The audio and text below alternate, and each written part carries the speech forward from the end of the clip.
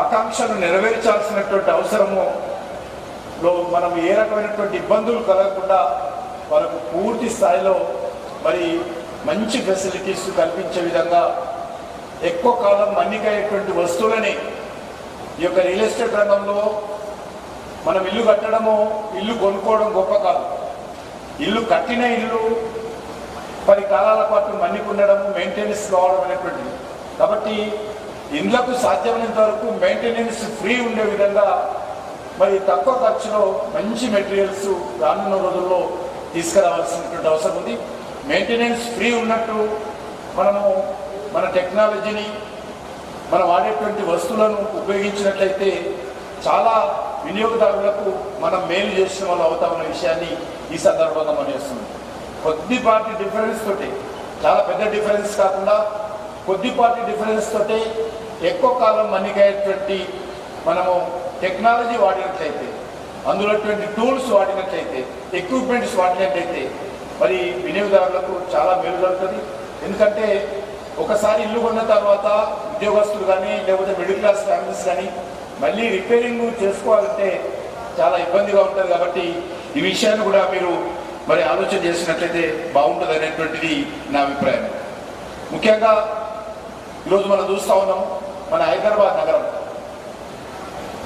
మరి చాలా, మీరు హైదరాబాద్ నగరంలో ఈ యొక్క కన్స్ట్రక్షన్ యాక్టివిటీ చేయడం అనేటువంటిది మరి చాలా సంతోషం.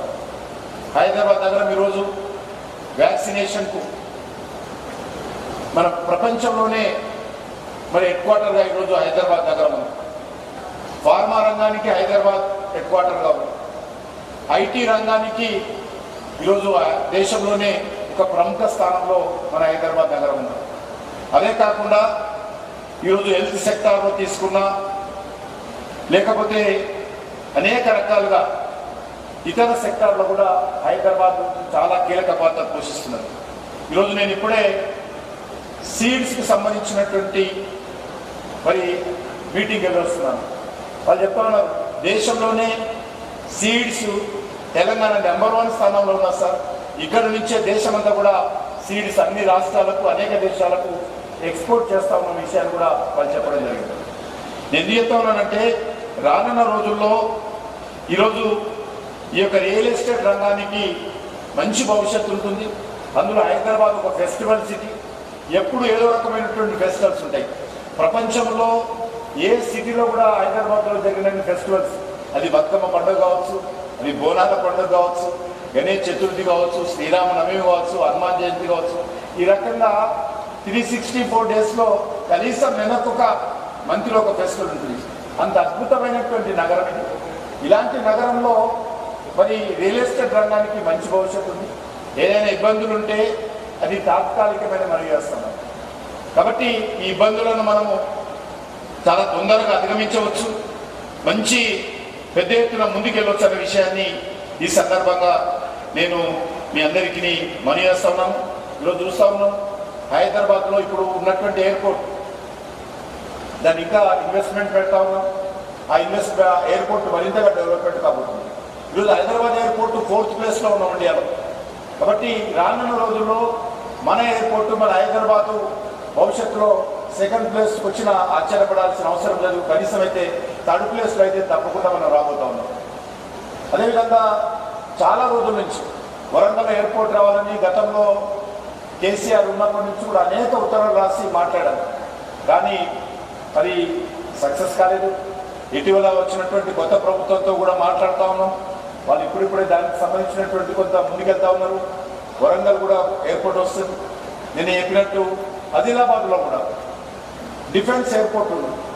ఆ యొక్క ఎయిర్పోర్ట్ను కూడా కమర్షియల్ ఎయిర్పోర్ట్గా మరి డెవలప్మెంట్ చేయడం కోసం ఎస్టీసీగా డిఫెన్స్ మినిస్ట్రీ సివిల్ ఏవియేషన్కు ట్రాన్స్ఫర్ చేయడం కోసం సిద్ధంగా ఉంది.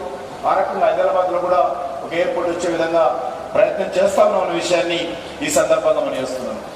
నేను చాలా ఈ యొక్క RRR రోడ్ ఏదైతుందో కేసీఆర్ గారు ముఖ్యమంత్రిగా ఉన్నప్పుడు చాలా కష్టపడ్డాను ఆ రోడ్డు కోసం. అనేక సార్లు ఢిల్లీలో సమావేశాలు ఏర్పాటు చేశాను. కానీ అప్పుడే ల్యాండ్ అక్విజిషన్లో కొంత ఆలస్యమైంది. ఇప్పుడు ఇంకా ల్యాండ్ అక్విజిషన్ జరగాల్సింది. త్వరలోనే ఆ యొక్క ట్రిపుల్ రోడ్డు క్యాబినెట్కి వెళ్ళినట్టయితే క్యాబినెట్లో అప్రూవల్ లేకపోతే దానికి సంబంధించినటువంటి ట్రిపుల్ కూడా పూర్తి చేస్తాం. దాంతోపాటే మన యొక్క రీజనల్ రింగ్ లైన్లు కూడా మరి సుమారు 25,000 కోట్ల రూపాయలతోటి దాన్ని కూడా నిర్మాణం చేస్తూ ఉన్నాం. ఆ యొక్క రీజనల్ రింగ్ రైడ్, ఆ రింగ్ రైడ్ వస్తే దానికి సంబంధించినటువంటి ఒక జంక్షన్ పెద్ద ఎత్తున ఒక డ్రై పోర్ట్ లాగానే మనం విజయవాడ రోడ్లో ఒకటి, నాగ్పూర్ రోడ్లో ఒకటి, బెంగళూరు మన యొక్క బాంబే రోడ్లో ఒకటి, బెంగళూరు రోడ్డు, ఈ రకంగా డ్రై పోర్ట్ లాగా ఈ యొక్క రీజనల్ రింగ్ రైలు, రీజనల్ రింగ్ రోడ్డు కనెక్టివిటీ చేస్తూ ఏర్పాటు చేయాలనేటువంటి ఆలోచనతోటి కేంద్ర ప్రభుత్వము ఆలోచన చేస్తూ ఉంది. దానికి సంబంధించి మరి 100% ఒక బ్లాక్ ఏదైతే ఉన్నదో సౌత్ బ్లాక్ ఈ గవర్నమెంట్ ఆఫ్ ఇండియా నిర్మించబోతా ఉన్నది. ఏదైతే మరి ఈ యొక్క మిగతా ఆ 50% రోడ్డు రాష్ట్ర ప్రభుత్వం ముందు ఏమేం చేస్తామని చెప్పారు. దాని కారణం కొంత అది ఇబ్బందిగా ఉంది. ఈ యొక్క ముందుగా అయినటువంటి 50% రోడ్ ఏదైతే ఉన్నదో అది త్వరలోనే క్యాబినెట్కి వెళ్ళే విధంగా కూడా ప్రయత్నం చేస్తాము అన్న విషయాన్ని ఈ సందర్భంగా మనం చేస్తున్నాం. రాష్ట్ర ప్రభుత్వము ఈ యొక్క మెట్రో కోసం కూడా కొంత డిస్కస్ చేయడం జరిగింది. దానికి సంబంధించి ఇంకా కొంత టెక్నికల్ ఇష్యూస్ ఉన్నాయి.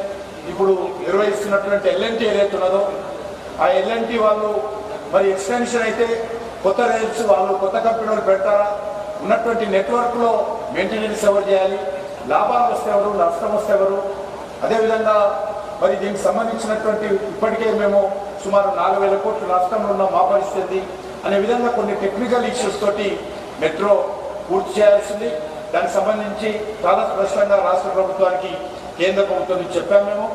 మీరు వెంటనే ఎల్ఎన్టీ తోటి మీరు అవసరమైతే గవర్నమెంట్ ఆఫ్ ఇండియా వచ్చే కంపెనీలు అయితే మరి ఏదైతే మిగతా కొత్తగా మెట్రో చేయాలనుకుంటున్నారో వాళ్ళు కూడా నలుగురు కలిసి కూర్చొని ఈ సమస్య పరిష్కారం చేయాల్సి ఉంటుందనే విషయాన్ని కూడా రాష్ట్ర ప్రభుత్వానికి చెప్పడం జరిగింది.